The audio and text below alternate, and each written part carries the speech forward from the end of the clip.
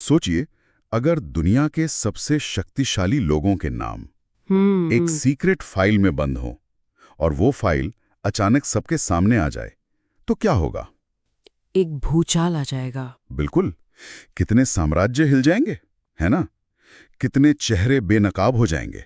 Jeffrey Epstein का मामला कुछ ऐसा ही एक रहस्य है। एक ऐसी पहेली है जिसके टुकड़े तो हैं पर तस्वीर पूरी नहीं है। हाँ, तो आज हमारे पास जो भी जानकारी है, हम उसकी गहराई में उतरेंगे और इस उलझे हुए मामले की परतें खोलने की कोशिश करेंगे। बिल्कुल।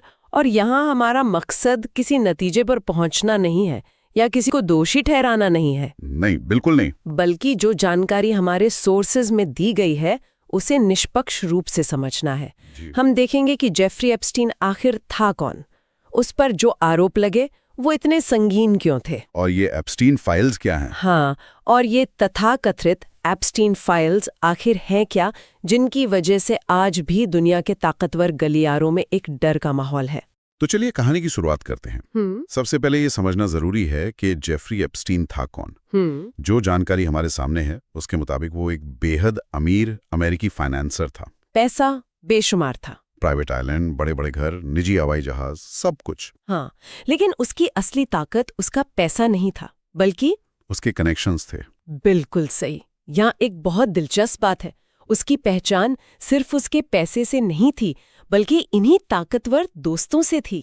अच्छा। वो एक तरह से एक सेंटर बन गया था जहां सत्ता, पैसा और ग्लैमर सब आके मिलते थे। और यही कनेक्शंस इस मामले को इतना संवेदनशील और विस्फोटक बनाते हैं।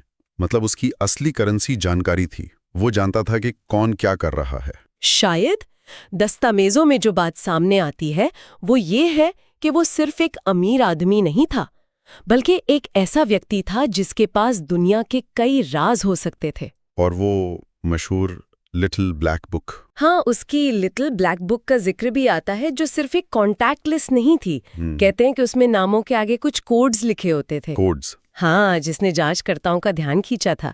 तो जाहिर है जब आपके दोस्त दुनिया के सबसे शक्तिशाली लोग हों तो आप उनके बारे में बहुत कुछ जानते होंगे। और शायद इसी ताकत के दम पर वो सालों तक कानून की पकड़ से बचता भी रहा। बिल्कुल। तो अगर उसके पास इतना ताकतवर सुरक्षा कवच था, तो फिर 2019 में ऐसा क्या हुआ कि ये कवच टूट गया और उसे गिरफ्तार कर लिया गया? ये इस कहानी का एक बड़ा टर्निंग पॉइंट है। 2019 में उस पर जो आरोप लगे वो पहले से कहीं ज्यादा, मतलब बहुत ज्यादा गंभीर थे। फेडरल चार्ज थे इस बार, है ना? हाँ, इस बार ये फेडरल चार्ज थे। नाबालिगों की सेक्स ट्रैफिकिंग और साजिश रचना, ये बहुत संगीन आरोप हैं। इससे पहले भी तो उस पर आरोप लगे थे, 2008 में शायद। लगे थे। 2008 में फ्लोरिडा में ऐसे ही आरोप थे, लेकिन तब एक बहुत ही विवादित डील के तहत वो मामूली सजा पाकर बच निकला था। अच्छा, तो वो बच गया था। हाँ, कई रिपोर्ट्स उस डील की आज भी आलोचना करती हैं, लेकिन 2019 में दबाव बहुत ज्यादा था और कानून को अपना काम करना ही पड़ा। और इस गिरफ्तारी ने तो जैसे एक भूचाल ला दिया था। बिल्कुल। अगर हम इसे बड़ी तस्वीर में देखें तो ये सिर्फ एक व्यक्ति पर लगे आरोप नहीं थे, ये आरोप उस पूरी शक्तिशाली दुनिया पर सवाल उठा रहे थे जिसका वो हिस्सा था। लोगों के मन में सवाल तो आया ही होगा। बिल्कुल। सवाल ये था कि क्या उसके इन अपराधों में उसके वो ताकतवर दोस्त भी शामिल थे या ये सब कुछ अकेले उसी का किया धरा था।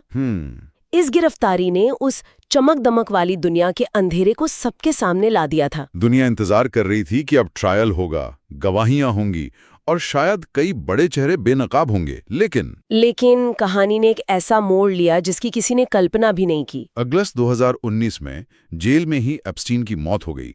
सरकारी रिपोर्ट में मौत की वजह आत्महत्या बताई गई। और यहीं से इस केस में एक नया और शायद सबसे बड़ा रहस्य जुड़ गया। कहती हो, लेकिन बहुत से लोग आज भी इस पर सवाल उठाते हैं और इसकी वजहें भी हैं। वजहें जैसे कि क्या कुछ ऐसा ठोस था जिस पर शक किया जा सके? हाँ, कई बातें थीं। मिसाल के तौर पर जिस रात उसकी मौत हुई उसके सेल के बाहर लगे दोनों सिक्योरिटी कैमरे खराब पाए गए। दोनों? उस रात ड्यूटी पर मौजूद दोनों गार्ड सो गए थे और उन्होंने रिकॉर्ड्स में भी हेरफेर की थी। ये तो बहुत ही अजीब है। और सबसे चौंकाने वाली बात, एक फॉरेंसिक पैथोलॉजिस्ट जिसे एप्स्टीन के भाई ने हायर किया था। अच्छा, एक प्राइवेट पैथोलॉजिस्ट। हाँ, उसने अपनी रिपोर्ट में कहा कि एप्स्टीन के गर्दन की हड्डियों में जो फ्रैक्चर थे वे फांसी लगाने से ज्यादा गला घोंटे जाने के मामलों में पाए जाते हैं। एक मिनट, मतलब ऑफिशियल रिपोर्ट के अलावा एक और एक्सपर्ट रिपोर्ट थी जो किसी और तरफ इशारा कर रही थी। बिल्कुल। लेकिन क्या ये थ्योरी सिर्फ इसलिए नहीं है क्योंकि कहानी बहुत सनसनीखेज है? मेरा मतलब, कोई ठोस सबूत भी मिला है जो किसी साजिश की तरफ इशारा करता हो? आपने बहुत सही सवाल पूछा। किसी साजिश का कोई स्मोकिंग गन या सीधा सबूत आज तक सामने नहीं आया है। लेकिन जब इतनी सारी चीजें एक साथ गड़बड़ हों, कैमरे खराब, कार्ड सोए हुए, मेडिकल रिपोर्ट पर भी सवाल, तो शक पैदा होना स्वाभाविक है ना? हाँ, बात तो सही है। एक ऐसा आदमी जो दुनिया के सबसे बड़े राज जानता था, उसका ट्रायल शुरू होने से ठीक पहले यूं चुप हो जाना कई लोगों को हजम नहीं हुआ। तो सवाल ये उठता है, क्या ये वाकई एक आत्महत्या थी या सच्चाई को हमेशा के लिए दफन करने की कोई गहरी साजिश? यही सबसे बड़ा सवाल है। और उसकी मौत के साथ ही कहानी खत्म नहीं हुई। यहीं से एंट्री होती है एप्स्टीन फाइल्स की। तो ये एप्स्टीन फाइल्स आखिर हैं क्या? ये एक बहुत जरूरी सवाल है क्योंकि ज्यादातर लोग इसे गलत समझते हैं।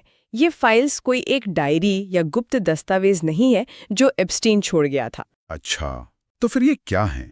असल में ये वर्जीनिया गिफरी द्वारा गिस्लेन मैक्सवेल पर किए गए एक मानहानि के मुकदमे से जुड़े उमंग अदालती दस्तावेज हैं। Okay, court documents. हाँ, कोर्ट डॉक्यूमेंट्स, जिन्हें अदालत के आदेश पर धीरे धीरे पब्लिक किया जा रहा है। इसलिए इनमें फ्लाइट लॉग्स, गवाहों के बयान, ईमेल, ये सब शामिल हैं। और मीडिया ने इसे एप्स्टीन फाइल्स का नाम दे दिया। बिल्कुल। अच्छा, तो अगर इन फाइलों में किसी का नाम आने का मतलब सीधे तौर पर दोषी होना नहीं है, तो फिर इनका इतना खौफ क्यों है? आपने बिल्कुल सही नब्ज पकड़ी है। खौफ दो वजहों से है। पहली वजह है टॉक्सिक एसोसिएशन। मतलब जहरीला साथ? हाँ, एप्स्टीन की छवि इतनी खराब हो चुकी है कि उसके साथ सिर्फ नाम जुड़ना ही किसी भी व्यक्ति की रेपुटेशन की धज्जियां उड़ा सकता है। और दूसरी वजह? दूसरा डर ज्यादा गहरा है।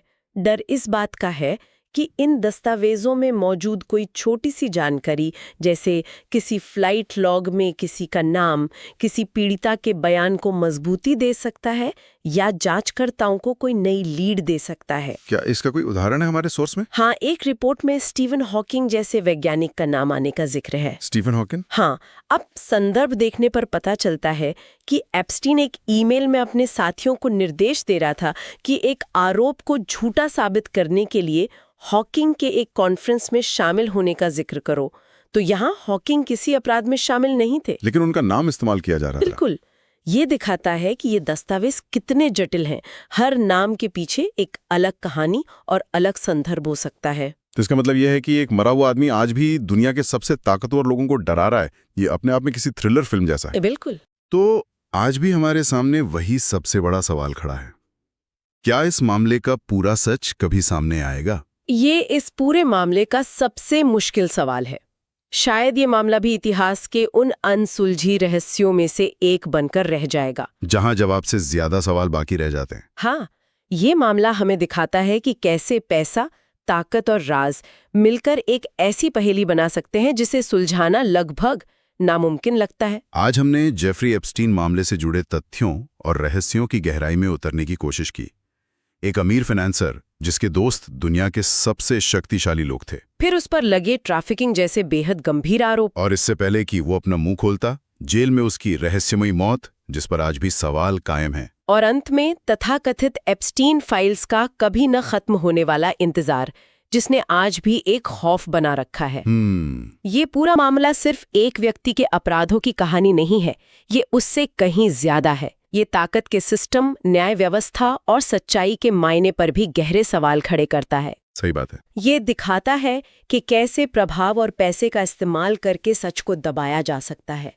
ये मामला हमें सोचने पर मजबूर करता है कि क्या हमारा न्याय का सिस्टम वाकई सबके लिए बराबर है, या फिर कुछ लोग हमेशा कानून से ऊपर रहते हैं। तो जाते जाते एक सवाल सोचने के लिए छोड़ जाते हैं, जब सच को छिपाने वाले लोग इतने ताकतवर हों तो क्या न्याय की उम्मीद की जा सकती है?